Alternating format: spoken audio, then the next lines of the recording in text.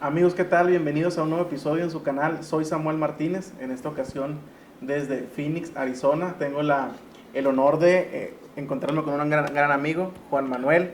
Bienvenido a este episodio. Ya tenía muchas ganas de tenerte, de poder abordar temas un poquito diferentes a los que he abordado con mis invitados anteriormente, pero primero que nada, bienvenido. Y espero que te sientas lo más cómodo posible. Y tú, dale, tú, sé tú mismo, estás en tu canal. ¿Cómo estás? Bien, pues muchas gracias por la invitación, Samuel. Ya tenemos que como 2 años que no nos veíamos, más o menos, 1 año y medio. Y pues muy contento de estar aquí. Y primero que nada, pues gracias por la oportunidad de platicar, de hablar a más profundidad. Para la gente que no te conoce, ¿quién es Juan Manuel? ¿Cómo te definirías? Pues en lo profesional, soy psicólogo clínico, me dedico a la consulta privada. Tengo alrededor de 18 años trabajando en la clínica. Hablando de lo profesional, tengo una maestría en psicoterapia en el ITESO, estoy en Guadalajara y actualmente estoy estudiando un doctorado, así como para no aburrirme con esto de estar actualmente siempre actualizándose. Para mí es un área, salir de la comodidad, ¿no? Y pues ahora con el doctorado, pues es parte como de los retos profesionales. A la par en lo profesional soy psicólogo jurídico, me dedico al trabajo forense, peritajes y estuve en Guadalajara más o menos 8 años en la cárcel, ¿no? Pero trabajando, no he tenido. ¿Cuántos años tienes? 8 años, pues es secreto profesional. Te miras bien joven, no te miras como que ya hayas tenido un recorrido tan amplio. Ya tan correteado, ¿no? Es que de niño fui genio y me adelantaron en la escuela, ¿no? Estuve más o menos 8 años trabajando en Puente Grande, en Jalisco, y es donde me formé como psicólogo jurídico, forense, y después trabajé en la Fiscalía en Sonora también. Ahí fueron 5 años más o menos, y ya actualmente me dedico a lo privado, como perito privado. Eso en lo profesional, hablándolo en lo académico, clínico y forense. Y soy cristiano, creo que eso es lo más importante que yo siempre trato de resaltar. Hablando de mi vida personal íntima, soy cristiano, soy hijo de Dios y para mí siempre es una bendición. Aparte de todo esto profesional, jurídico, clínico, trabajar en la iglesia en áreas de consejería, ¿no? Es un área que más o menos desde 2006, ya casi 20 años, Dios ha sido bueno conmigo y me ha permitido trabajar en mi iglesia, primero que nada, y en diferentes iglesias, denominaciones, iglesia católica, lo menciono porque pues, en todas las iglesias hay necesidades de consejería pastoral. Y en todos estos años, para mí siempre ha sido una bendición hacer una integración entre mi labor clínica y con la base más importante en trabajar consejería en áreas espirituales, pastorales, y muy a grandes rasgos es a lo que me dedico en el presente. Oh, muy bien, muy padre. ¿Qué se hace ahí o qué hacías en la cárcel cuál era tu trabajo allí? ¿Qué es eso de la psicología jurídica forense?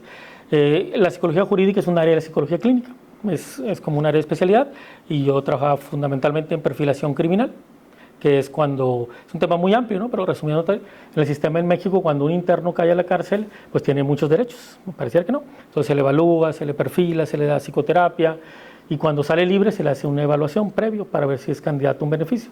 Entonces mucho del trabajo que yo hacía era evaluar criminales, delincuentes de diferentes delitos, y ya en lo privado hago peritajes cuando en el sistema jurídico, si alguien lo denuncian, más actualmente con el sistema de juicios orales en México, ha tenido mucho auge la psicología jurídica, la psicología forense. Entonces, denuncias, yo hago peritajes, dictámenes, voy a juicios orales y es toda la parte de la perfilación criminal y de víctimas. En esto hay una polémica y un debate muy fuerte. Yo soy muy consumidor de todo este tipo de contenidos, de podcast y todo eso. De hecho, yo casi no consumo música.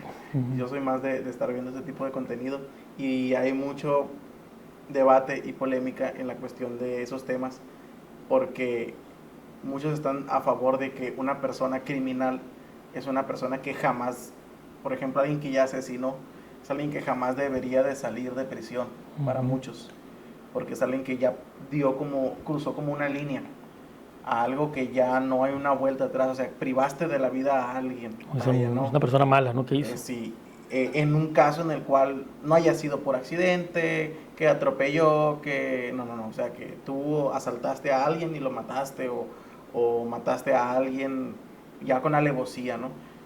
¿Tú sí crees que se puede reinsertar en la sociedad a una persona así? Y si sí, ¿por qué sí? Sí, o un asesino, un violador, un sicario, ¿no? Todo esto. que pasa muchísimo y va a seguir pasando. Sí, claramente, aquí es que siempre los medios, yo siempre pongo el ejemplo, ¿no? Cuando hablo de estos temas, es como ver las películas de Misión Imposible, de Tom Cruise, ¿no? Tú lo ves, la última está muy buena, yo soy fan de Misión Imposible. La última, pues un hombre que tendrá 62, 63 años, corre, brinca y no le pasa nada. Y digo, no, pues quiero ser como él a su edad. Pues es ciencia ficción, ¿no? Entonces mucho de lo que se ve en Netflix, Amazon, todos los medios, es parte de verdad, pero parte de ciencia ficción. Entonces mucho de eso no es real, son mezclados, ¿no? Entonces por eso se socializa, pero ya específicamente en tu pregunta, hay una readaptación real, simplemente va a ser para el que la quiere, ¿no? Hay gente que sí merece salir y hay gente que no, hay gente que nunca debe salir de la cárcel, ¿no? Yo hay una estadística que yo manejo, ¿no? En todos estos años trabajando, yo podría decir que el 70%, voy a hablar de México, que es donde yo trabajo en el sistema jurídico, 70% yo digo nunca deberían de salir, 70-75% deberían de quedarse ahí hasta eternamente, ¿no? Pero pues bueno, el sistema jurídico no es así, hay un porcentaje que sí se puede readaptar. Y en tu pregunta, no sé, te puedo poner un ejemplo de un caso, Sí, claro. un caso de alguien, un caso que tuve hace muchos años en Jalisco, de manera directa, trabajé con él en la cárcel, él mató a su hija, caso muy amarillista, mató a su hija, una niña de 5 años, ese delito se llama filicidio, delito muy grave.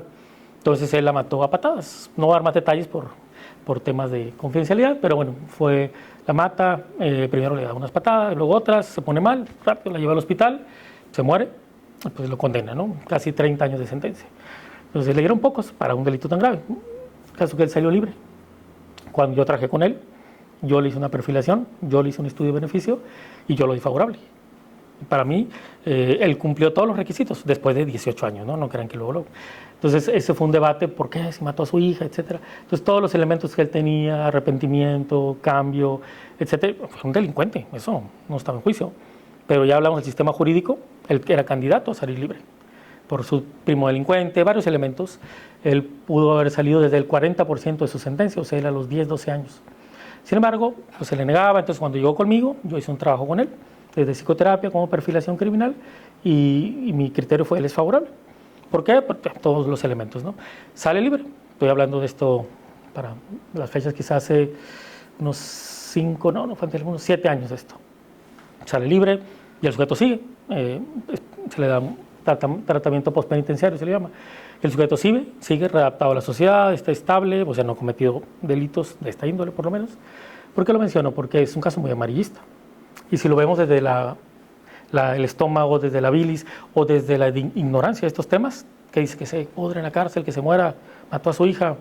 Sin embargo, cada caso es particular y a tu pregunta, hay personas que genuinamente hacen cambios y no todos son iguales. Disculpa que te interrumpa. Y tú conociste el por qué él hizo eso. Sí, toda la dinámica, o sea, es el trabajo forense. Cuando hablan de forense, generalmente la gente piensa en muertos, y no tiene nada que ver con muertos. Por eso son temas muy socializados y que la mayoría de la gente lo que sabe es ignorancia. Entonces forense viene de foro. Un trabajo forense es un trabajo interdisciplinario. Es decir, yo vi la carpeta de investigación, me entrevisté con la víctima, vi las evidencias, pruebas, fotos, todo lo que había pasado. Entonces hace un foro y en base a eso tú haces una dictaminación. O yo hice un perfil, lo evalué, trabajé y bueno, al final... Y normalmente cuando son este tipo de personas, ¿qué tipo de perfil traen detrás de ellos? Por ejemplo, yo he escuchado datos que un niño o una niña que no crece con papá y mamá tiene un alto índice de convertirse en un criminal. De hecho, hasta hay una estadística que dice que es más probable que un niño o una niña no sean personas de bien en el llegado caso que no crezcan con papá y mamá, pero es más probable que no sea una persona de bien si él o ella creció con mamá que con papá.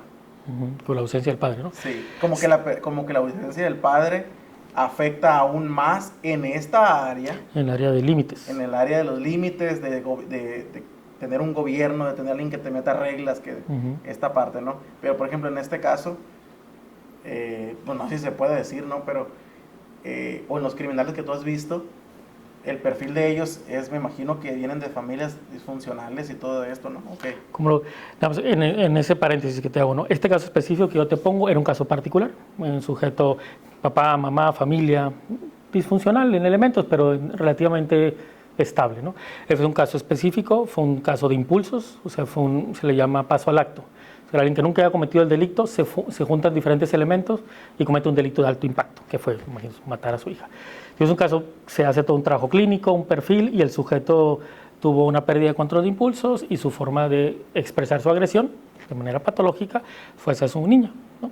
Hay todo un trasfondo, ¿no? Pero es un caso distinto a los que tú me planteas. Por eso digo, esa es la perfilación. La perfilación nos ayuda a hacer una radiografía del sujeto, de ahí viene el perfil, ¿no? Y en base a eso se hace una prospectiva, que es decir, este sujeto puede o no llegar a esto. Estos casos que tú dices, eso es totalmente correcto, ¿no? Yo tengo una estadística en estos 18 años, ¿no? 17, trabajando en el tema forense. Yo puedo decir que el 80%, 83% de los delincuentes masculinos vienen de hogares sin padre. En la cárcel, la gran mayoría vienen de hogares sin padres, que tiene que ver con esto, ¿no? El padre es quien pone límite, quien pone reglas, quien da un sentido de ley, de seguridad. Y en el contrario, en los casos que no hay madre, o que es una madre psicótica, esquizofrenizante, patológica, desarrollan trastornos mentales. Esto es muy interesante, ¿no? Digo, es un tema... Interesantísimo. Sí, porque a veces se habla del padre, pero muchos de los psiquiátricos, porque en las cárceles hay pabellones psiquiátricos, hombres esquizofrénicos, con trastornos límite, bipolar, etcétera, etcétera, vienen de madres psicóticas, madres que se los comieron emocionalmente, se los tragaron. Y es un perfil, ¿no? Genético. Entonces, es todo un tema que cuando no está el padre, o sea, un padre ausente, tienen muchas posibilidades. Siempre hablamos de posibilidades. Así aquí no hay recetas, ni 1 más 1 no es 2. Pero hay más posibilidades de esto que tú dices. Se convierte en un delincuente. Cuando es una madre psicótica, esquizofrenizante, patológica, los hijos muchas veces desarrollan trastornos mentales. Como muchos, psicosis, etcétera, etcétera. ¿Cuál es el mayor reto o el caso más fuerte que te tocó atender de ese tipo? El caso que más impactante que tú dices. Pues digo, tengo muchos, podría hablar de muchos, digo, en estos años he tenido muchos, pero por ejemplo puedo censurando algunos datos, ¿no? Obviamente por confidencialidad. Un caso que atendí hace algunos años, un hombre que tuvo, en este caso, una madre esquizofrénica y generó múltiples traumas con él desde niño, fue violado cerca de 30 veces a lo largo por 30 personas distintas, un caso muy patológico, ¿no? Y él cuando llega a mi consultorio llegó con un trastorno límite, al borde del suicidio y estuvo en un proceso, ese fue ya lo clínico, ¿no? Él había cometido ciertos delitos, pero menores, o sea, entraba y salía. El caso que él estuvo en psicoterapia conmigo cerca de 5 años y siempre es un caso que yo he expuesto en foros, ¿no?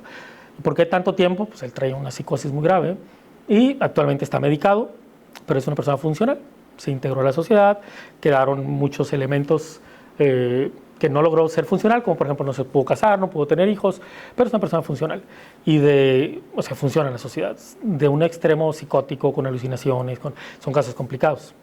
Pero cuando la persona logra ver, en este caso hablando de la locura, que son un tipo de dificultad, cuando ya es el antisocial, que es el conflicto con el padre, es otro tema es distinto y se requieren otros recursos. Cuando estamos hablando ya de los delincuentes, lo que me decían ahorita en el prejuicio, sí hay delincuentes que no tienen, en el sistema forense se le llama insight delictivo, que no tienen conciencia de lo que están haciendo. Matan, violan. Te voy a poner el ejemplo, sin hablar de Sinaloa, de los sicarios, ¿no? Yo he trabajado con muchos sicarios estos años y ahorita están de moda más y más porque lo están teniendo mucho. El sicario puede ser un buen padre, un buen hijo, puede ser amorosos, cariñosos. Pareciera absurdo, ¿no? Y hasta buenos cristianos, ¿no? Entre comillas, iban a la iglesia, etcétera, ¿no? Me tocó hace poco el sicario, bueno, es que su nombre, el sicario Abinadab. Y no, yo, oye, soy hermano. Y dice, bueno, ¿cuál de hermano no tenía nada? Pues pero lo menciono porque él pareciera muy, muy amable, muy cariñoso, pero él estaba dividido. Él era un sociópata. Creció en un ambiente patológico, cultural, y él dijo, yo lo tengo que hacer porque, pues, eran ellos o yo. Y justificaba. Él mataba, pero él decía, es mi trabajo, no es personal. Y ese es un tipo muy particular. Él no había conciencia. Dormía, mataba y dormía como bebé. Feliz, pues. Lo menciono porque cada caso es particular. Ese tipo de caso no tiene vuelta. ese sujeto es para estar en la cárcel y que no salga nunca, porque él no le genera un insight, conciencia de culpa, ¿no? Hasta, vamos que hay un milagro, ¿no? Pero en ese momento no hay, y está muy naturalizado. Y va con su mamá, tiene hijas, normal, ¿no? Y ahí es un choque porque se puede pensar que esas personas te van a ver y te van a matar, como el prejuicio típico, ¿no? Es que es un asesino, van en la calle matando gente. No, no, no. Muchas personas sociopáticas son muy integradas a la sociedad. Ahí tenemos a los políticos, ¿verdad? Que son muy sociopáticos y muy integrados a la sociedad, pero con rasgos muy perversos.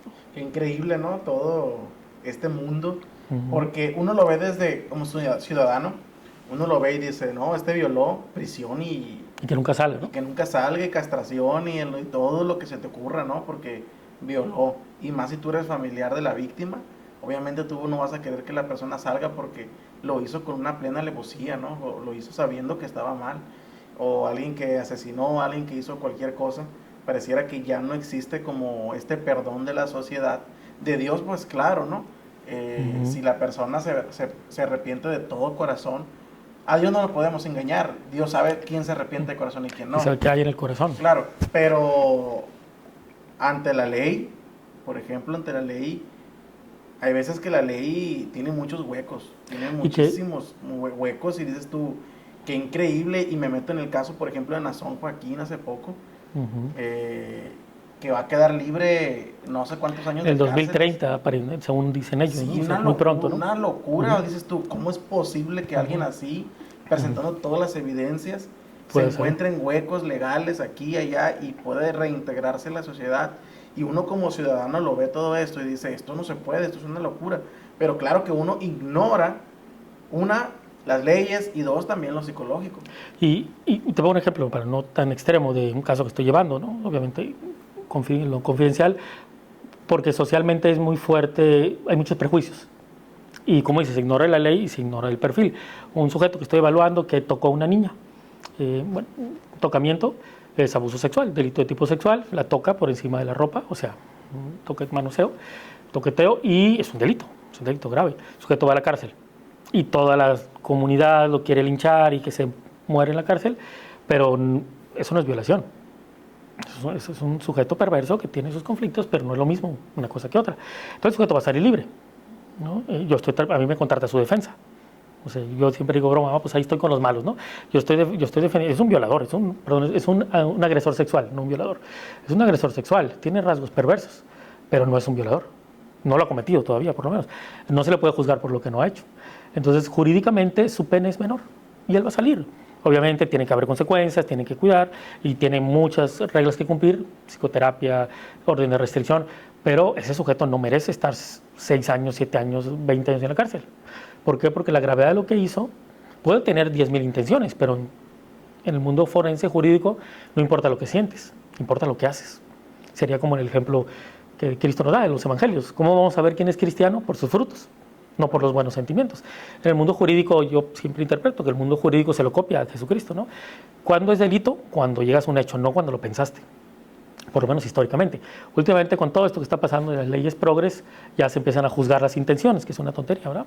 Pero en el mundo jurídico tradicional, tú puedes pensar 10.000 cosas, pero ¿cuándo es un agravante? Cuando lo llevas a la práctica. Si no, pues por eso en estos temas siempre son temas muy complicados, que mueven muchas emociones, y muchas veces se politizan, se hacen de manera social y generan mucha controversia por ignorancia, ¿no? Repito, no por no saber, pero son temas muy, muy interesantes, pero que requieren análisis profundo, ¿no? Claro, no, me dejas pensando mucho porque yo siempre he estado muy en contra, ¿no? Obviamente, de todo lo que tiene que ver con violaciones, con asesinatos. A mí me genera mucha indignación, vaya, todo esto. De hecho, pareciera loco, ¿no? Porque vivo en Sinaloa y esto es el pan de cada día y pareciera que hasta es normal, ¿no? Todo esto. Pero yo, por ejemplo, los narcocorridos, todo ese tipo de cosas que exaltan a los asesinos, a todo esto, a mí me genera un montón de conflicto y no me gusta para nada. Que se naturaliza, ¿no? Sí, que se normalice todo eso. A mí eso para mí no me gusta. Pero siempre, nunca todos los casos son iguales. Cada caso es una persona diferente y se tiene que tocar desde una perspectiva diferente, ¿no? Oye, Juan, ¿y cómo empezaste a mezclar la psicología, tus estudios y todo lo que tú sabes, toda tu formación con la fe cristiana? ¿Cómo uniste eso? ¿Cómo dijiste, aquí hay algo en lo cual yo puedo apoyar? Esto me interesa. ¿Cómo hiciste eso? ¿Cómo mezclaste? De manera orgánica, yo creo que de manera natural. Antes que psicólogo, que todo lo que he hecho, ¿no? Como en lo clínico, en lo laboral, como cualquier trabajo. Yo soy hijo de Dios, soy cristiano, antes yo ya era cristiano. Cuando empiezo a estudiar y bueno, todo lo que te mencioné profesionalmente, para mí fue muy natural y muy orgánico entender mucho de lo que decían los teóricos, Freud, Skinner, Jung, etcétera, los teóricos básicos con lo que decía la Biblia. Muchas veces he tenido amigos, o a lo largo de estos años, gente de la iglesia que me dice, ¿y por qué estudiaste psicología? ¿O te vas a hacer ateo? ¿O no se puede ser psicólogo y ser cristiano? Yo decía, pues, ¿dónde dice eso? A ver, ¿qué parte de la Biblia dice eso? Al contrario, en mi caso, nunca hubo esa crisis, hubo una complementariedad. Para mí siempre fue, mientras más leía y mientras más he estudiado, más me da fortaleza mi fe. Es decir, más confirmo lo que dice la palabra. Y teóricos, etcétera. Podría ponerte muchos ejemplos. Las teorías básicas de Freud, veo el Pentateuco. Veo todo el discurso freudiano, una base bíblica. Freud era judío. Freud, que sí, está muy satanizado por ignorancia, ¿no? Pero, entre paréntesis, los que no sepan qué es el Pentateuco. El Pentateuco son los primeros 5 libros de la Biblia, que son Génesis, Éxodo, Levítico, Número y Deuteronomio. Ese es el Pentateuco, por si alguien que nos mire no es cristiano o no es estudioso. Okay. Sí, ahí sí me pongo muy exótico, me dices. Sí. Muchos de los conceptos freudianos vienen de ahí, desde el onanismo, Moisés, el Dios monoteísta, etcétera, ¿no? Claro. Pero bueno, a lo que voy, mientras más, a tu pregunta, ¿no? Mientras más estudio la Biblia, lo hacía este paralelo con mi estudio profesional, más me confirmaba. Y yo decía, este autor se lo copió de la Biblia, solo que en vez de decir citar a la Biblia, se citó a sí mismo. Entonces, esta integración, y yo lo tengo muy claro, hace muchos años un pastor muy amigo mío que ya falleció, él me decía, es que la palabra revelada es la que te confirma, esta armonía que tú me preguntas, ¿no? Entonces yo nunca tuve este conflicto. Ya en la iglesia, ya estando en este caso en Guadalajara, pues Dios, bueno, ¿no? Empezó a abrir oportunidades de colaborar, es decir, en diferentes ministerios, en este caso consejería, que es el ministerio bíblico, consejería bíblica, y yo hice esta integración, pero siempre teniendo como base la palabra. En la psicología hay muchas teorías, hay muchos tipos de psicología, no hay una. Hay muchos tipos, muchas formas de entender al ser humano, porque el ser humano es muy complejo. Entonces, hay teorías totalmente antagónicas con los valores bíblicos. Yo siempre tuve muy claro, mi precepto, hablándolo ya en mi trabajo en la iglesia, tiene que ser la palabra. Y esta armonía para mí fue muy natural. Nunca tuve esta crisis que escucho con otros. Y hasta la fecha, yo más de casi 20 años haciendo esto, y me sigue dando más claridad. Y por eso cuando se escucha la palabra psicología, es irse a la base.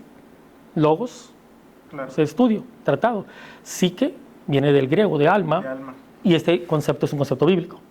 Cuando se crea el concepto de psicología, tenía muchas nociones de espíritu, alma y cuerpo. Sin embargo, alrededor de 1940 se quita al espíritu y solo se deja al alma, a la mente. Ya ha habido una crisis histórica, por eso hay mucha ignorancia en este tema. Entonces, cuando nos vamos a la raíz, a profundidad, yo siempre digo, no hay conflicto, al contrario, hay complementariedad, teniendo siempre de base la palabra, ¿no? Claro. ¿Escribiste un libro o cuántos libros llevas escritos? ¿Es uno nada más, no?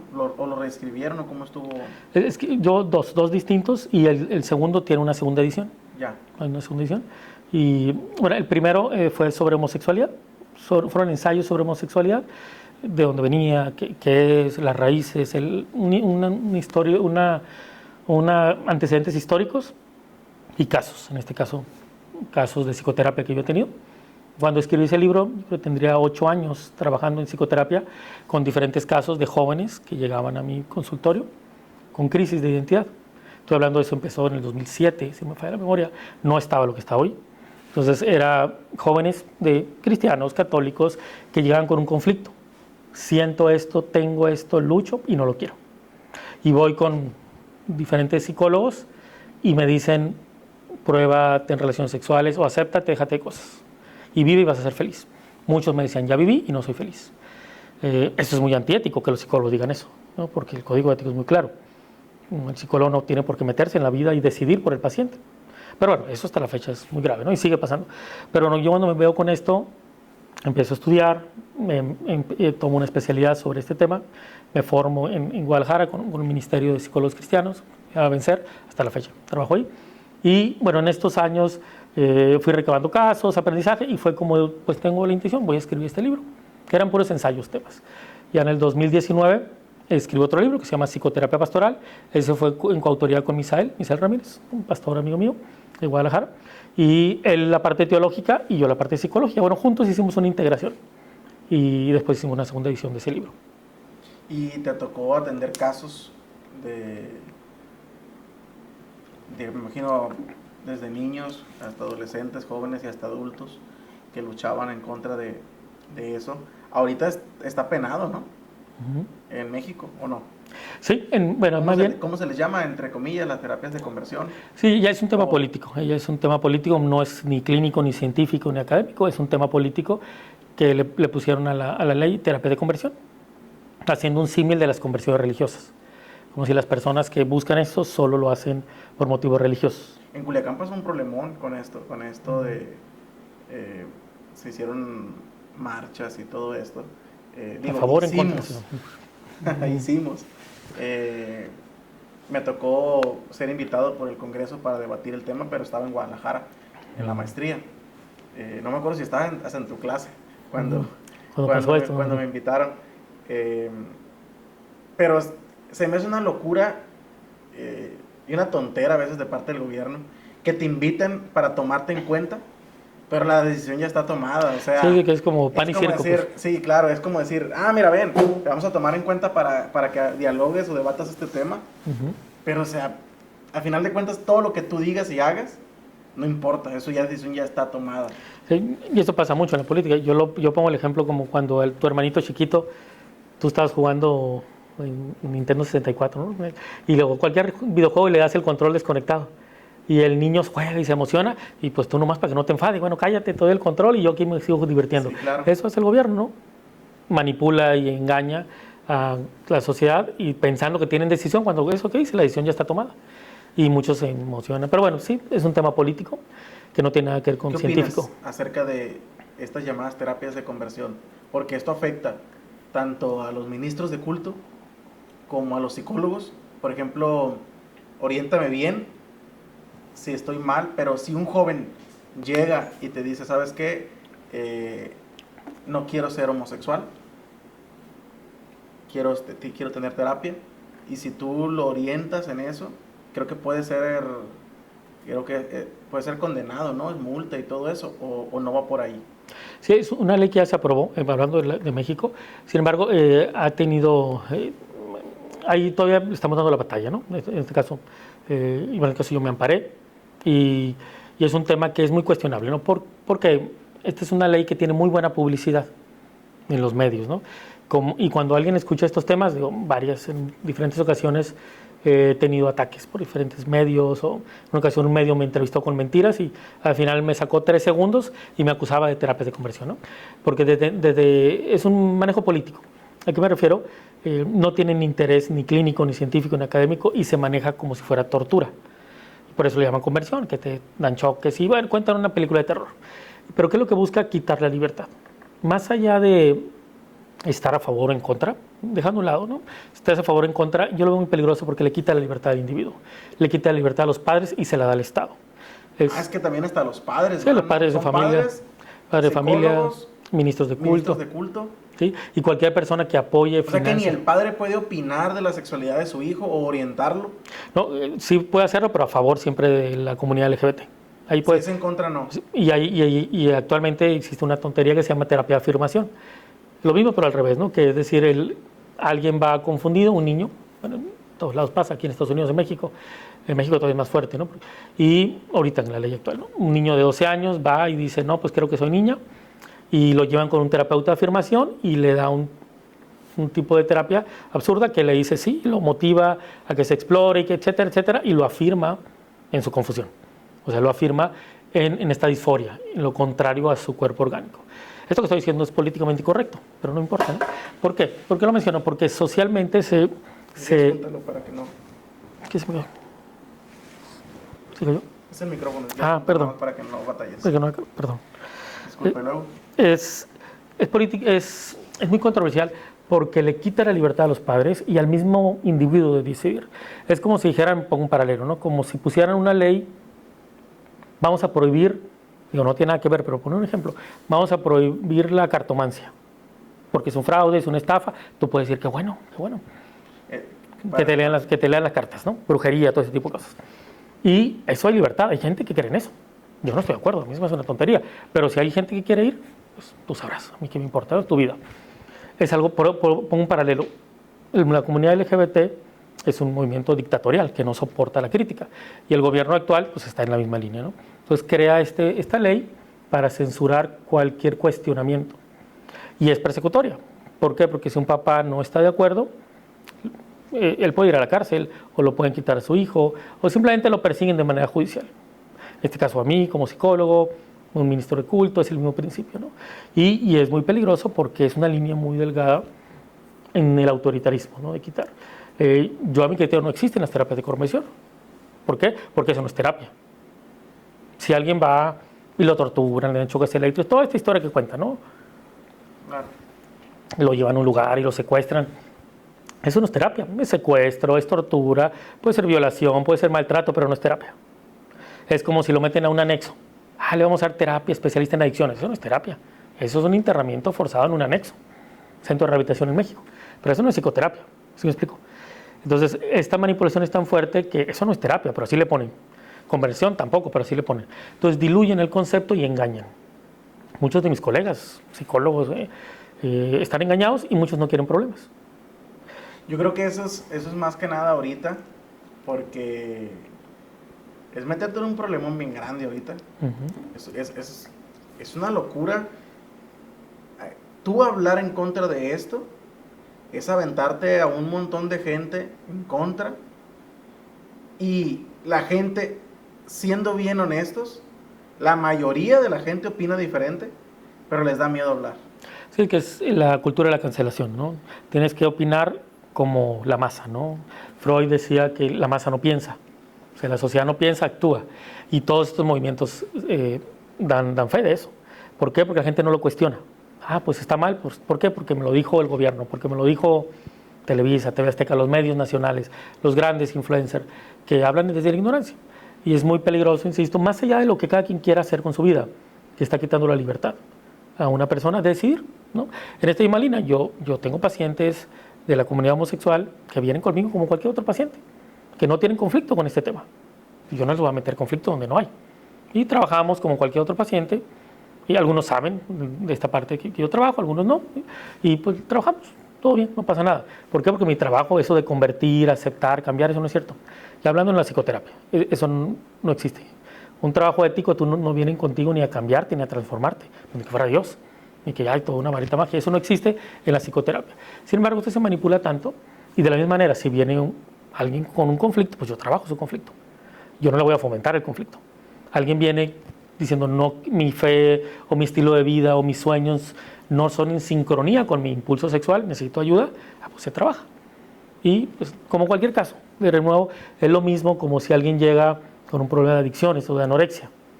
Yo no le voy a seguir su conflicto, no, tú ves que me veo me siento de 40 kilos, perdón, de 80 kilos, alguien bulímico anoréxico, pero me siento de 80 y no voy a comer y tiene 40 kilos, no, sí, tienes 80, no, por ponerte un ejemplo. Y lo más grave de esto, a mi criterio, es que nos quita la libertad, ¿no? Tanto a mí, a los padres, la libertad de decidir cada quien, ¿no? Claro. Creo que, si no mal conozco, pero tengo entendido de que en tu libro, no sé en dónde, si fue en una feria del libro o dónde fue, pero que la comunidad quemó tus libros. Platícanos cómo estuvo esa situación, o yo nada más escuché, pero no conozco a fondo ese caso. ¿Qué pasó? ¿Cómo pasó? ¿Qué sentiste? ¿Qué pensaste? ¿Por qué fue? ¿O cómo fue, no? Sí, fue la primera edición en 2019. Fue un caso que hace ya algunos años, cuando saco el libro, pues en estos años que he trabajado, yo lo digo de broma, tengo un club de fans. En este caso no fue tanto la comunidad LGBT, fueron los grupos feministas, que al final de cuentas es lo mismo, ¿no? Esto nunca lo reconocen, pero es lo mismo. Entonces yo saco un libro, el libro Psicoterapia Pastoral, va dirigido a personas de fe, religiosos, consejeros, psicólogos que trabajen con valores cristianos, ¿no? Es un libro específicamente que tratamos diferentes temas y un capítulo que yo pongo es homosexualidad, que es donde viene un análisis histórico, antecedentes. Es todo un tratado, no es una tesis, ¿no? Teórica, con casos prácticos. Y bueno, cuando yo lo presento en la Feria del Libro, pues fue normal. Yo voy, lo presento. ¿En dónde fue? En la Feria del Libro en Guadalajara. Como dato. En la más grande. En la más grande, ¿no? Este es un dato importante. Es una locura esa Feria del Libro. Yo acabo de ir. No acabo de ir. Fue en ahora el año pasado, en noviembre. No, cuando estuvo Agustín Laje. Eso fue hace 2 años, creo. Hace 2 años. Sí. Una locura. A Agustín Laje lo quisieron poner en una sala. Una sala pequeña, ¿no? Como para 300 personas. No, pues no, nos quedamos afuera todos. Se hizo ahí un show y lo tuvieron que mover, ¿no? Y lo tuvieron que mover a un lugar a donde iban a hacer un concierto. Y de todas maneras ahí no se cabían las personas que querían consumir a Agustín Laje, ¿no? Entonces ahí fue en una Feria del Libro en el 2019 cuando pasó eso. Sí, la Feria del Libro, como dato, es la feria más importante, la Feria de Guadalajara, la FIL, es la feria más importante de toda Hispanoamérica. Es la más grande, donde viene más gente, donde hay más, supuestamente, libertad. Pues ahí no hubo libertad. El caso es que cuando presento el libro, a los siguientes días, estaba, no sé si lo recuerdan, hace años, de moda el bailecito El violador eres tú, ¿no? Que marchaban las feministas, que inicia en Argentina, luego en Chile y luego aquí en México, ¿no? El pañuelito verde, el violador, ya saben, ¿no? Hacen el baile y yo no estaba en ese día, yo de hecho estaba en una cárcel, estaba trabajando en un peritaje cuando pasa esto, y pues llegan, roban, destrozan y acusándome que mi discurso es de odio, que estoy lucrando con el dolor, y afuera de la Feria del Libro lo queman, ¿no? En ese fin de semana, fue un viernes, yo recibí ataques, amenazas, fue un caso que nunca me había pasado algo así, ¿no? Yo decía, pues es un libro, ¿a quién estoy matando? Me decían que era un macho opresor, que era de lo peor, que me iban a quemar el consultorio, todo lo que se te ocurra. Obviamente, pues, yo soy psicólogo, no ando en las redes, fue mi primera exposición así de fuerte, yo no estoy acostumbrado, no estaba. Y pues sí, fue difícil. Quemaron todas las copias. Las que teníamos ahí sí, que pues era una cantidad, las que para las 2 semanas de la FIL. Pero llegaron así con violencia, te quitaron. ¿Quién estaba ahí en el local? ¿Cómo estuvo eso? Aquí yo lo que tengo entendido, por cómo pasaron las cosas, yo subí en mis redes donde estaba pues, mi foto con el libro y el stand, ¿no? Caso que ellas llegan directamente al stand, eran casi 100 chicas, imagínense, la fila está muy chiquita, los pasillos, roban, tumban, y como el libro no crean que estaba a la vista, como dato, ¿no? El libro, se llama Psicoterapia Pastoral, Consejería, Matrimonio y Homosexualidad, dice abajo. Entonces, no era políticamente correcto. Y los del stand me decían, no, ¿por qué dices homosexualidad? El caso que lo tenían escondido casi, no lo tenían a la vista. Entonces llegan, tumban, destrozan hasta que lo encuentran y todas las copias. Bueno, ya lo roban, destruyen, violentan a las chicas, empujan, hacen vandalismo, destrozos y no pasa nada, lo queman afuera, hay notas, ¿no? Y todos los medios de varios meses, pues me atacaron a mí y a mi cel. Todo lo que les ocurre. O sea, que estaban a favor de que te hayan quemado el libro. Y lo curioso, hasta la fecha, ¿no? Nunca pusieron vandalizan, roban. Ellos decían, toman, sustraen. Las mujeres en un ejercicio de libertad quemaron libros. Así ya la manipulación. El lenguaje de manipulación. Y lo manipulan, claro. Yo puse una denuncia, bueno, junto con Misael, pusimos una denuncia. No nos hicieron caso, obviamente, de vandalismo, robo, etcétera. Pues la editorial nos apoyó. Caso que no pasó nada, ¿no? Y como dato, nada más después de esto, un mes después, a mí me habla un transexual que tiene un programa de televisión en Guadalajara, no sé si todavía lo tenga, que es que me habla para una entrevista. Esta persona fue el único espacio que yo tuve para ir y dar mi versión. Y fui a su programa y pues ahí estuvo controversial, porque pues obviamente muchas cosas no le gustaban, pero tuvimos espacio de respeto, hablamos, diferimos, y fue un paciente conmigo, donde él dio su punto y todo bien. Pues él tiene su punto, yo tengo el mío, pero me dio un espacio. No le gustó para nada lo que dije, pero pues bueno, no íbamos a ser amigos. Él me dijo, te doy un espacio. Y fue muy interesante porque alguien de la comunidad transexual que me vio, ¿por qué lo hizo él? ¿Por qué? Porque yo lo traté con respeto, con dignidad. Yo lo conocí en la Feria del Libro, hablamos, platicamos. Bueno, él se percibe como ella, ¿no? Todo bien, yo con respeto y dignidad, pues normal. cuando vienen y me atacan, curiosamente esta persona, bueno, ella, como decís, es quien defiende y me defiende. Porque pues yo soy el macho opresor, transfóbico, homofóbico, todas tonterías, y sale potencial asesino, todo lo que es violador, macho, ya saben, y curiosamente defiende, y es quien defiende a las chicas. Eso me lo dicen las mismas chicas del stand, y cuando platico con él también, ¿no? Y bueno, digo como dato, y bueno, fue algún tema, después sacamos otra edición, en el 2022, igual fue lo mismo, amenazas de censura, discurso de odio y puras tonterías, ¿no? ¿Cuál es lo grave de esto? Que quita la libertad de hablar de quien piensa distinto. Obviamente yo he tenido muchos ataques y cuestionamientos de colegas, de gente que está en contra, y está bien, que tienen derecho, ¿no? Yo siempre hablo, pues este es un debate, no vamos hablándolo, no tienes por qué pensar como yo, pero cuando se censura es lo más peligroso, porque te quitan la libertad de hablar, en el afán típico del progresismo, ¿no? Te doy libertad, pero tienes que pensar como yo, si no, no la tienes, ¿no? Es muy perverso. Condicionada. Muy perverso, ¿no? Por así decirlo. Y hay una cultura de la cancelación bien fuerte. Por cualquier tontera cancelan hoy en día a las personas. Y no nomás los de la comunidad, sino la gente tiene una cultura de cancelación bien, bien fuerte. Por ejemplo, a estos mismos artistas, ¿no? Que no les gustaba la comida, dijo, de México. Sí. Tampoco me gusta, está re mala la comida en Ciudad de México. A veces la mayoría de la comida no está buena. Te van a cancelar. Y o sea, pero porque lo dice alguien de acá, pues sí, pasa un problema. Cada vez que voy a Ciudad de México me enfermo. Porque la comida no está tan buena. Apenas que vayas a un restaurante a comerte algo rico, o en ciertos lugares hay comida rica, pero en general la comida no es saludable y está bien. Pero si lo dice otra persona, no, hombre, lo cancelan, hacen un montón. El problema ahorita, por ejemplo, del Chicharito, que lo que dijo. Y hay una cultura de la cancelación donde se suma al gobierno, donde estaba el presidente, no voy a decir la presidenta, donde estaba Claudia opinando de un tema intrascendente cuando hay tantas cosas que gobernar en el país, dándole oportunidad a algo tan insignificante como eso. Y un discurso absurdo, pero esa es la manipulación, ¿no? Y cómo se politiza. Habla de ese tema, y no sé si lo vieron, creo en el siguiente día le preguntan por una maestra que fue secuestrada y asesinada en Veracruz. No sé si vieron una noticia muy triste, una maestra que era Uber, y la levantan, los sicarios le piden piso, no paga y la matan. Hay un video. Y le preguntan de eso y dice, no, hay que ver el contexto, y ya no dice nada. Y no se mete en ese tema. ¿Por qué no se mete? Porque pues, el gobernador o la gobernadora de Veracruz, ¿de qué partido es? Pues del mismo. Lo que voy es, gran parte de esta cultura de cancelación es un tema político, para engañar. Cuauhtémoc Blanco, ¿no? Exactamente, de eso no dicen nada tampoco. El mismo Cuauhtémoc Blanco, todas las acusaciones que tiene, pero de él no pasa nada. Sí, pero Chicharito, porque dice su punto de vista. Claro. Y esta cultura de la cancelación está bien fuerte y no se le ve mejora, ¿eh?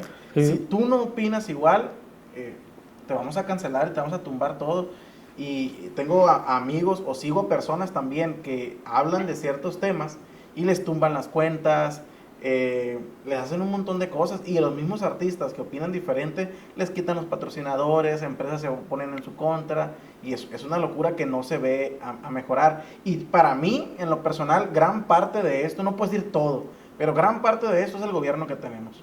Porque, por ejemplo, el gobierno argentino anterior estaba peor que nosotros, por ejemplo.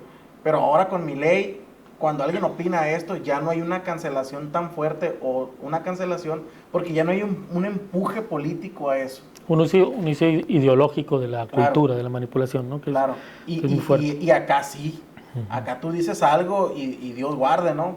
Ya te desean la muerte, nomás porque opinaste una mínima cosa en contra, y ya te tachan y te ponen todas las etiquetas de macho opresor. Y lo más peligroso a mi criterio es que quita la posibilidad de pensar distinto, ¿no? Eso es el gran problema. Ese es el gran problema de tener que pensar todos iguales. Y es algo que no sé quién les dijo que sí se puede hacer eso. Es una locura, o sea, no se puede hacer eso. Sí, nunca vamos a pensar todos iguales, pero en el diálogo y en el debate es donde está el conocimiento. Pero si no se da la oportunidad de debatir, o sea, no va a haber ese conocimiento, no va a haber ese... La mayoría estamos en contra, por ejemplo, o a favor de esto, entonces tenemos que dar nuestra opinión y tiene que sentirse así, válida nuestra opinión. Y al final de cuentas, en esta diferencia uno aprende, uno crece. Y ahorita, un ejemplo rápido, te menciono, doy clases en dos universidades, una en Jalisco y otra en Sonora. Es una dinámica de debate, esto en Jalisco. Y me llama mucho la atención, hicimos un tema de debate con unos alumnos, y cuando una alumna perdió, y yo no podía creer, no sé si reprobarla, expulsarla, o yo salí corriendo, se puso a llorar, como niña chiquita, así como si fuera un meme, ¿no? Ya no supo qué decir y se puso a llorar. Y maestro, me siento mal, así como los memes. Dije, qué bueno que no la grabé, dije, ¿no? Pero a lo que voy es esta dificultad ante no poder diferir, pues entra la manipulación, el chantaje. Y gran parte de esto lo menciono porque si no se motiva la diferencia, pues crece una generación inmadura, que tiene alguien que pensar por ti para ti no pensar. ¿Qué es al final de cuentas este discurso? Tú no pienses, esto es lo correcto.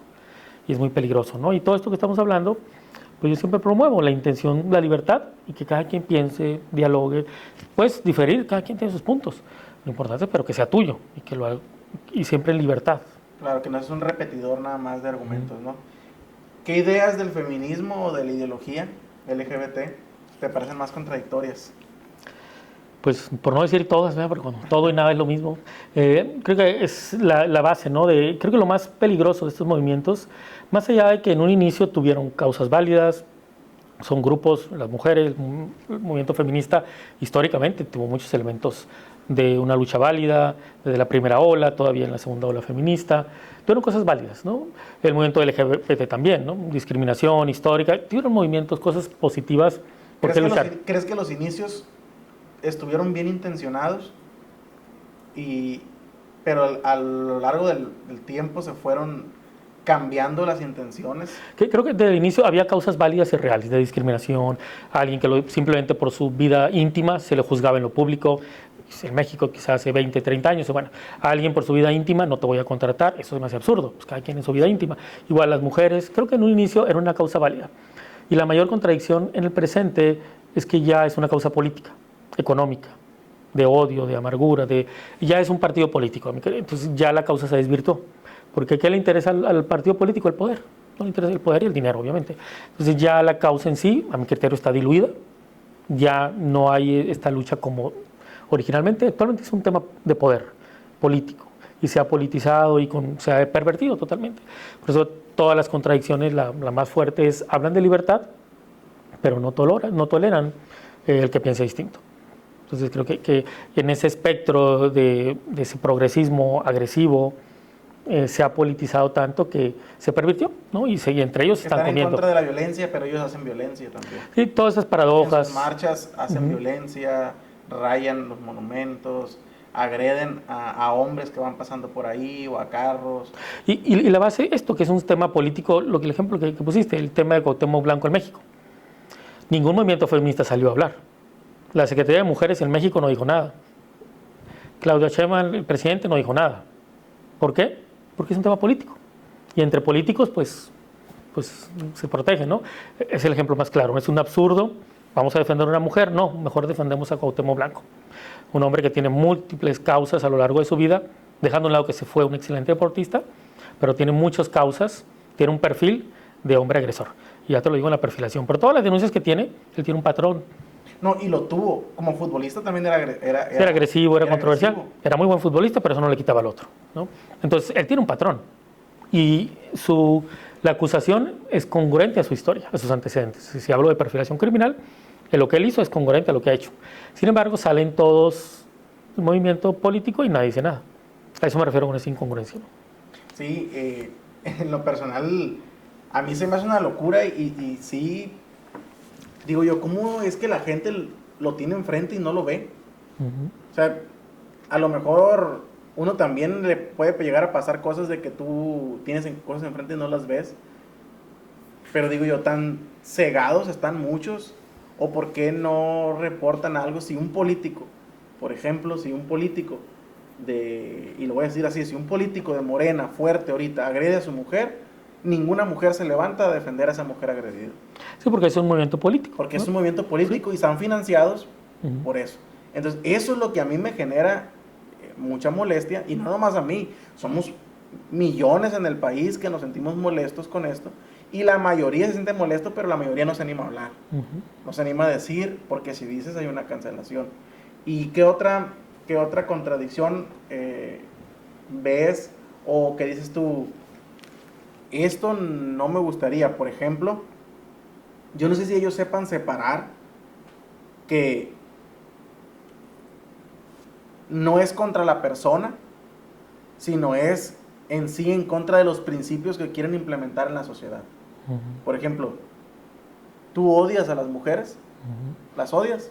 No, no, pues un absurdo, ¿no? Es como una crítica sin sentido, pues, ¿no? Es como, Claro. ¿O nunca has convivido con una persona homosexual, de tener un amigo, tener un conocido? Yo creo que todos tenemos un conocido, un amigo que... Pero no es en contra de la persona, es en contra de los principios o de las cosas que quieren implementar en la sociedad, ¿no? Del trasfondo ideológico. Claro, ¿por qué? Porque esto, cuando ya se convierte en una ley, esto el día de mañana puede ser afectado tú y tu descendencia también, ¿no? Ese es un caso, por ejemplo. ¿Qué opinas tú de eso? ¿O qué otras ideas tú te dices tú, esta idea no me gusta, o no, que más que no me guste, no estoy de acuerdo? Creo que la base yo lo podría englobar en quitar la libertad. ¿Por qué? Porque se está buscando en estas ideologías a través del Estado, de la política, que es la base, ¿no? La ideología de género, que pues Agustín Laje lo define muy bien, ¿no? La base de la ideología de género se va a sustentar en el Estado.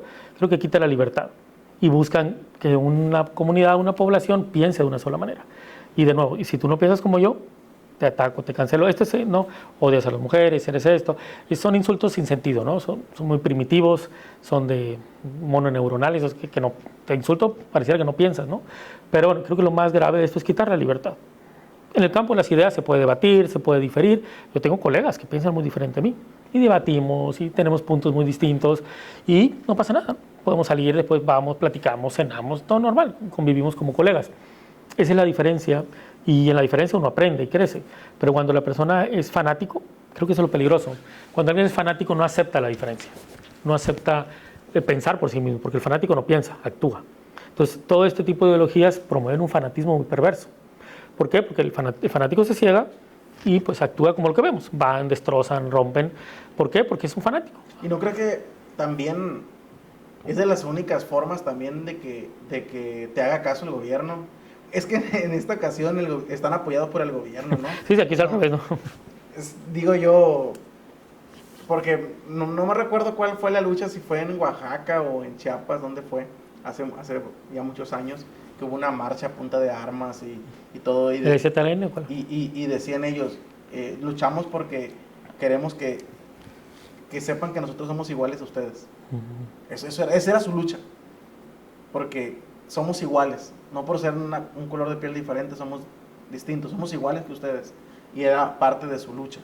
Pero en esta ocasión dices, ¿lucha contra qué? Sí, y que es el mismo gobierno. Sí, es el mismo gobierno el que está apoyando todo, y la mayoría, como sociedad, no hemos sabido elegir. Entonces hay como una dictadura disfrazada de democracia, porque realmente democracia no hay casi en ningún estado. Y simplemente... se baja la línea, se baja la orden y todo se vota, y ya no hay mucho para dónde hacerse, ¿no? No, pero en esta misma manipulación, ¿no?, de las marchas y todo esto, simplemente este año, ¿no?, el 8 de marzo en Ciudad de México, la marcha y todo el show que hace el movimiento, es un activismo político. Su principal consigna era siempre el aborto. Pero tú dices, pues ¿para qué están peleando el aborto si ya es legal en la Ciudad de México? Y luego le dicen embarazo interrumpido. Y toda la manipulación que puedan decir. O sea, ¿cómo va a ser la definición de embarazo interrumpido? Sí. Es una terminación, no hay ninguna interrupción. Es una muerte, ¿no? Es muerte. Pero lo que voy es, esa manipulación tan fuerte lucha por algo que ya tienen. O sea, a eso me refiero con muchas de estas marchas, simplemente es como que ¿qué toca? ¿Cuánto nos van a pagar? ¿Qué vamos a ganar?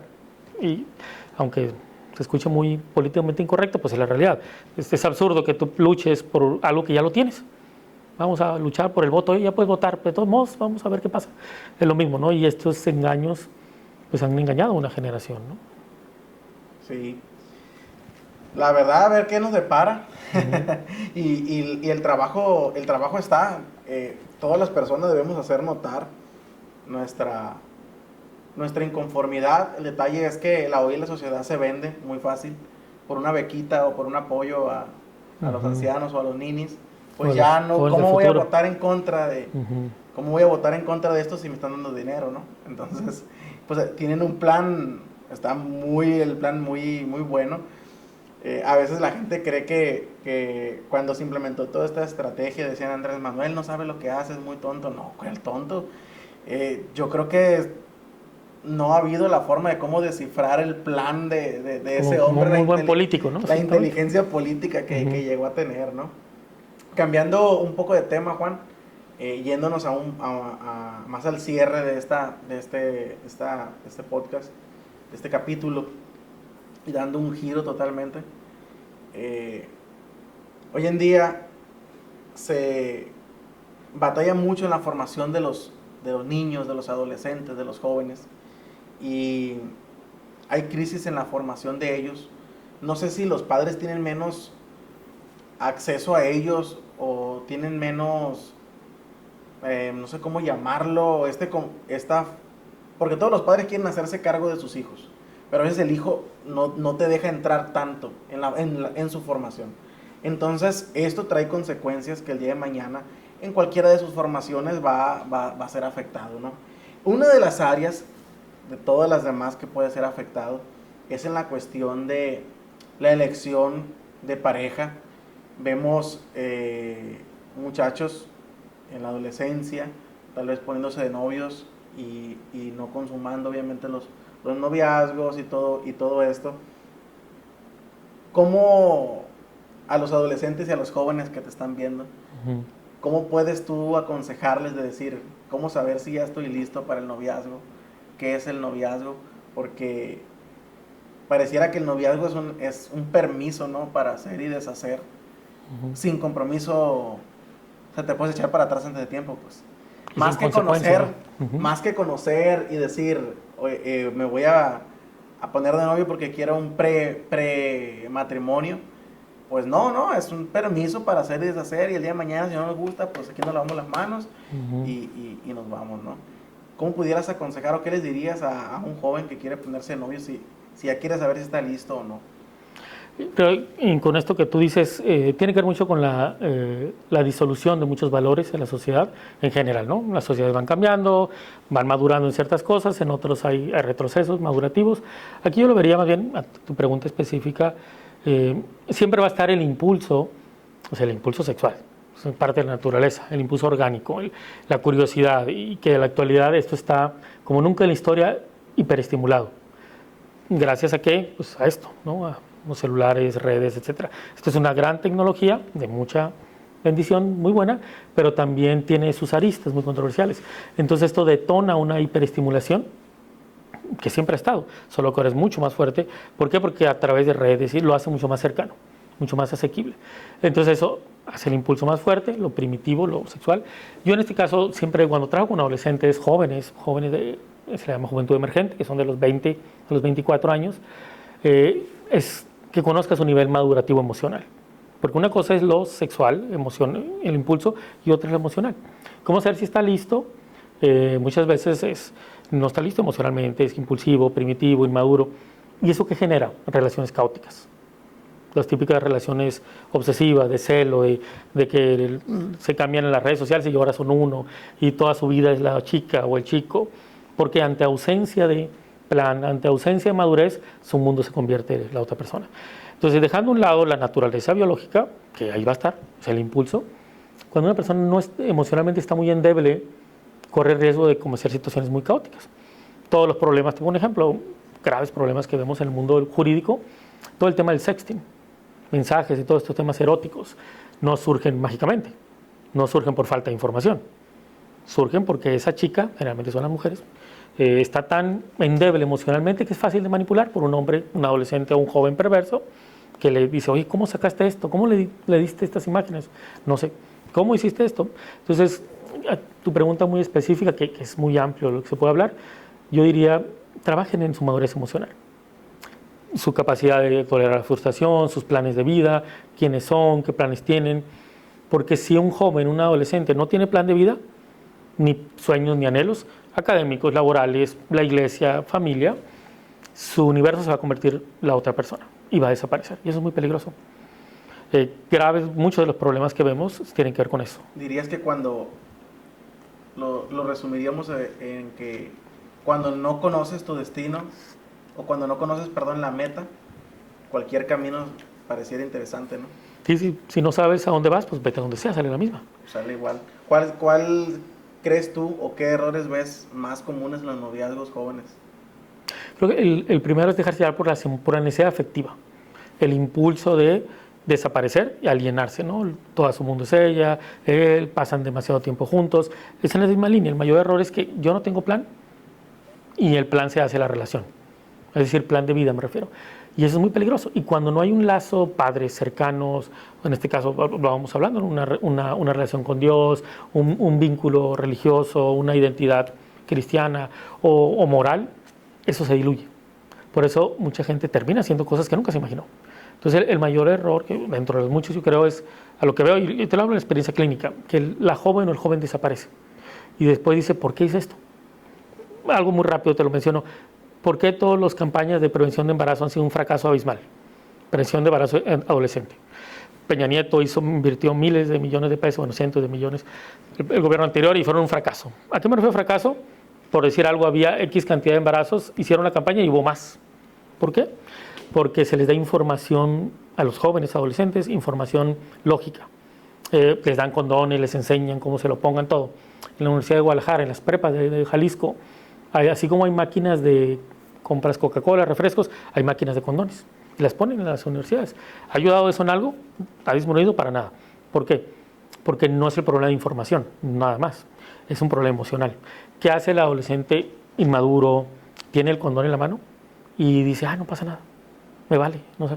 A lo que quiero decir, gran parte de estos errores, te puse ese ejemplo en lo sexual, en los embarazos, aplican todo. Cuando el adolescente o el joven no tiene la madurez emocional, no tiene vínculos cercanos, no tiene un llamado, no tiene certezas, pues lo que sea va a decidir. Entonces eso es muy peligroso y lo vemos en muchos jóvenes, ¿no? Y yo ya hablando para los padres, los cuidadores, los pastores, ministros, cuando veamos adolescentes tan amalgamados, son focos amarillos y rojos, aguas. ¿Por qué? Porque se están uniendo y pueden tomar malas decisiones. Que lo más probable que es pues que lo hagan, porque son adolescentes, ¿no? Que se equivoquen. Sí, a mí algo que me preocupa mucho, y para los que no sepan, actualmente soy líder de jóvenes y tengo 2.400 jóvenes a mi cargo. Y trato siempre de estar ayudándoles en las cuestiones emocionales, porque es algo que realmente muy difícilmente en las iglesias nos están ayudando. Porque hay jóvenes que están en depresión actualmente, de nuestros muchachos, por crisis amorosas, porque les fueron infieles, porque X cosa. Porque le dieron me gusta a otro perfil. Casi. Y también por tonteras. Pero están sufriendo una crisis. Pero el sufrimiento es real. Pero el sufrimiento es real. Entonces, ahí yo con el equipo les digo, hay que trabajar en esto. Hay que ayudarlos y darles herramientas. No les podemos decir, haz esto, haz lo otro. Podemos darles herramientas para que ellos tengan de qué agarrarse el día de mañana que venga una crisis fuerte. Por ejemplo, tal vez ahorita nos está escuchando algún joven, algún adolescente que está en crisis emocional. ¿Y qué le dirías? ¿Qué consejo le darías así brevemente? Decir,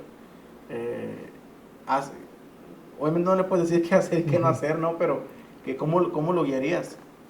Lo primero, yo diría que le dé peso a lo que está sintiendo, que es real, que le ponga nombre, es decir, estoy deprimido, estoy ansioso, tengo una crisis de la que sea, ¿no? Soledad, tristeza emocional, ruptura amorosa, que le ponga un nombre. Y el segundo paso es que lo hable, que busque ayuda. Todas las crisis emocionales, la forma de elaborarlo es a través de la palabra. O sea, busca ayuda con alguien que sepa, ¿no? Ya sea un pastor, alguien de confianza, ir a terapia, pero que le ponga nombre. El mayor error de esto es que el adolescente suele callarse, suele replegarse. Todo el tema del cutting, que es tan común, ¿no? En las adolescentes más, en las niñas, en las chicas, es eso. Ante que ellas no hablan, hablan con su cuerpo. Las drogas es lo mismo. Los impulsos, la violencia, no lo ponen en palabras, pero lo hablan con el cuerpo. Entonces, siempre empezar a buscar ayuda, darle peso a lo que estás viviendo real. Puede ser una tontería, vamos, lo bromeamos, pero en los hechos es una tontería, pero en el sentimiento es real. Y se tiene que trabajar, se tiene que elaborar. Y es buscar ayuda, ¿no? Si no tienen los recursos, por ejemplo, esto que tú estás haciendo, personas como contigo, pero si con tus padres no hay confianza o en la iglesia, buscar ayuda, porque esto generalmente va a crecer. Hay jóvenes que lo contienen, hay jóvenes que no. Entonces siempre buscar ayuda y darle peso, porque esto no se va a quitar con arte de magia, ¿no? Claro, a mí me toca seguido atender casos y les agradezco mucho a ciertos jóvenes, tanto hombres como mujeres, que se atreven a hablarme por redes sociales y decirme, ¿sabes qué? Estoy pasando esto. Y para mí es bien valioso. Si un joven se atreve a abrirme su corazón, sus emociones, decirme, tengo esto, ayúdame. Porque yo he estado en esa situación también. He estado en esa situación y no hay mejor cosa que pedir ayuda a tiempo. Estoy sintiendo tal cosa y buscar una dirección, buscar una guianza, buscar una consejería, buscar terapia, te ayuda un montón. Después de una ruptura amorosa, después de una pérdida de un ser querido, después de... Que te corrieron de la escuela, que reprobaste. Ponle, sí, sí, sí, sí. Después de una infidelidad, buscar ayuda emocional. ¿Por qué? Porque yo no sé, Dios les dio una habilidad a ustedes de saber guiarnos, de saber acomodar nuestras emociones, y decir, a ver, vamos a acomodar esto. Entonces yo lo he vivido como paciente y yo lo recomiendo un montón. Y me preocupa, de verdad me preocupa la vida de los adolescentes y de los jóvenes, por eso te preguntaba esto. Y en el caso de los matrimonios, hay mucho matrimonio joven que vive una crisis y está a punto de divorciarse. O pasa también que los matrimonios ya arriba de los 20 años, arriba de los 25 años, no sé cómo andan las estadísticas, pero también es otra crisis que sufren. ¿Qué les dirías o cómo los guiarías a eso si alguien está viendo el canal y puede llevarse algo que pueda tal vez salvar su matrimonio? En la actualidad, las crisis siempre han existido, pero en la actualidad hay un índice muy alto de divorcios de matrimonios jóvenes. Hablándolo en ambientes religiosos, cristianos o de cualquier religión. ¿Por qué es tan alto? Porque es algo que está pasando afuera, en la cultura general. Claramente va a impactar en la iglesia, ¿no? Y gran parte del problema es desde esto que mencionábamos. Se casan inmaduros, no tienen una guianza adecuada y toda esta presión del matrimonio ideal, perfecto, por todo esto de las redes que se venden, ¿no? Que esta imagen, pareciera que no, pero tiene mucho peso, ¿no? Y gran parte de la crisis es este mismo principio, que no piden ayuda. El primer año, los primeros 2 años son caóticos en un matrimonio. Y hay matrimonios que lo sobrellevan mejor, hay otros que requieren ayuda. Entonces yo siempre sugiero pedir ayuda, hablarlo. Un divorcio, una separación es mucho más caro, sin importar que tengas 3 años, 5 años, 20 años, 50. Y a veces se piensa que no, un divorcio, a menos que, repito, si hay cosas graves, violencia, cosas conflictivas, caóticas, ahí se trabajan distinto, ya son casos particulares. Pero hablando en lo general, que es la gran mayoría de los divorcios no son por infidelidades, es un error que la gente piensa. La gran mayoría de los divorcios en el presente son por incompatibilidad. No nos llevamos bien, no nos pudimos acoplar y bueno, se separan. Entonces, el mito es lo otro. No, es que fue infiel y esos duran muchos años y a veces no se terminan separando, ¿no? Pero bueno, lo que voy es pedir ayuda. Hay una crisis de adaptación y que aprender a socializar la pareja requiere trabajo, requiere esfuerzo, ¿no? Y cada generación es distinto. Lo que dicen los matrimonios mayores, los matrimonios de 20, 30 años, viven otras crisis, que también es real. Generalmente en esos casos que tú mencionas es el nido vacío. Cuando no están ya los hijos, los matrimonios pierden el sentido, ¿no? Pero si me enfoco en los matrimonios jóvenes, yo lo motivo es que cada vez pidan ayuda, búsquense, porque actualmente estamos en una generación de divorcios o de hijos divorciados y esto trae un mundo de consecuencias, ¿no? Siempre es mucho más barato, fácil y en muchos casos salen relativamente fácil buscar ayuda, consejería matrimonial. Hay muchos recursos, hay muchas formas de ayuda, pero lo más importante es el deseo de querer, ¿no? Porque esto tiene que tener la persona. Sí, si se acercaran todos a buscar ayuda es porque quieren un cambio. Porque pero el problema algo. es ese, ¿no? Que muchas veces dicen no quieren la ayuda porque no quieren el cambio, quieren continuar con esa decisión que tal vez dentro de ellos ya la tomaron. Y que es muy doloroso muchas veces, hay mucha resistencia y prefieren voltear para otro lado, ¿no? Sí. ¿Cuál es la herida emocional más común que miras en los jóvenes y más en los jóvenes cristianos? O no vamos a poner la etiqueta de jóvenes cristianos, en los jóvenes. Creo que es el abandono, la falta de un paternaje sano en esta generación. Cada generación tiene sus traumas. Esta generación es el abandono. Hay una generación de jóvenes que crecieron sin padre o con el padre o madre, pero presente, ausente. Ahí está, pero no está. Y los está educando a esto, ¿no? Yo hablo mucho de este tema, ¿no? De las redes, celular, la hiperinformación y desconexión. Entonces, hay una generación de adolescentes que creció abandonados. Y es muy doloroso para un adolescente decir, ahí está mi papá, pero no me pone atención, no habla conmigo, no me puede comunicarse, puede estar ahí y no está. Es mucho más doloroso esto que cuando no, mi papá se murió, desapareció, no sé, se lo llevaron los ovnis, no sé, no existe. Ah, pues ni modo, ¿qué voy a hacer? Pero sin embargo, ahí lo veo, va y viene. Ahorita es bien fácil, te comunicas donde estés, hasta en la cárcel le tienen videollamadas. Entonces, no hay pretexto. Y eso es muy doloroso para el hijo. Oye, puede hablarme y no me habla. Es un sentimiento de desamor. Porque lo más la agresión, los gritos, la violencia, eso no es lo contrario del amor. ¿Cuál es lo contrario del amor? El desinterés. Te menciono rápidamente un paciente que tengo, que él decía, la primera vez que mi papá me golpeó, casi lloraba de alegría, porque era la primera vez que me tocaba físicamente. Me dio tanto gusto, porque hizo un berrinche y papá lo cacheteó ahí. Pero bueno, él lo provocó. Obviamente el papá actuó mal, pero lo que voy es, tenía tanta necesidad de amor, que su forma fue esa. Y él decía, por fin me tocó mi papá. Es un joven abandonado. Entonces, a tu pregunta, creo que esta generación en general de jóvenes hay una herida de abandono muy fuerte y tiene que ver por estas heridas, estas faltas y traumas de los padres, que ante no saber hacer ese paternaje, huyeron, desaparecieron. Y tenemos un gran reto, porque estos jóvenes que tendrán ahorita los centennials, la generación Z, que tendrán ahorita 25, 20, 30, bueno, de 20 a 30, pronto, esperemos, van a ser padres, se casan, tienen hijos y es un gran reto para ellos, porque ahora se les llama los padres de algodón, porque ellos crecieron tan abandonados que ya no saben poner límites, no saben poner amor o salen corriendo, ¿no? Y se van a esos extremos.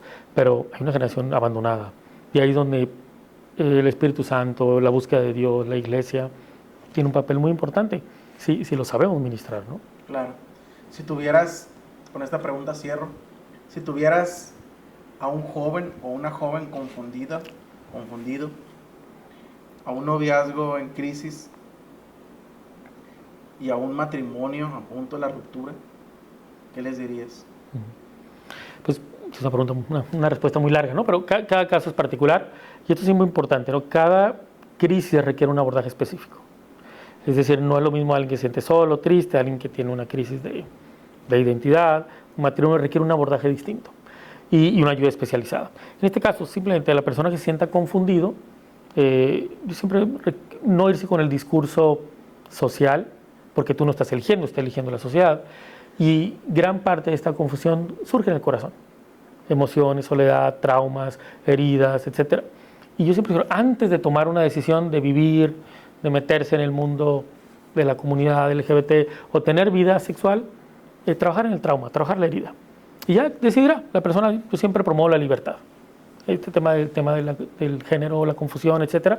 Yo siempre promuevo la libertad. Antes que tomes una decisión, trabaja en ti, ve qué pasó, por qué. Ya tú decidirás qué quieres en tu vida. Pero el problema es cuando la persona reacciona desde la herida, desde la carencia.